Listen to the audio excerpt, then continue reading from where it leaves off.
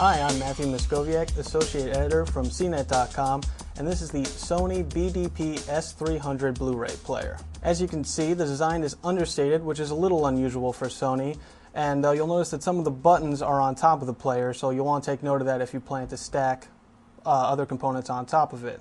The BDP S300 lacks some of the advanced surround sound decoding options, such as Dolby True HD. You'll have to look at other players such as the PlayStation 3 or the Panasonic Blu-ray player if you want those options.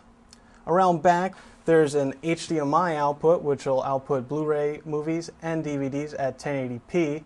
There are also analog 5.1 outputs if you don't want to use HDMI for audio, as well as your standard stereo analog outputs for those using stereo receivers.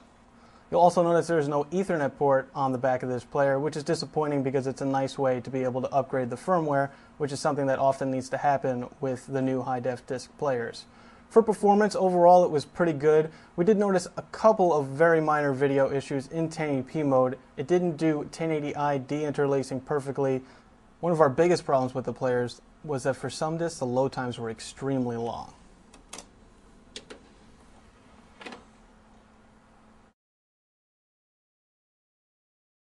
In our opinion, having to wait over 3 minutes just to get the movie to start is unacceptable. There are other standalone players that do take a while, but definitely not that long, and the similarly priced PlayStation 3 does it much faster than this Sony BDP S300. If you're stuck to the $500 price point and you really want a standalone Blu-ray player, the Sony will deliver. I'm Matthew Moscoviak, Associate Editor from CNET.com, and this is the Sony BDP S300.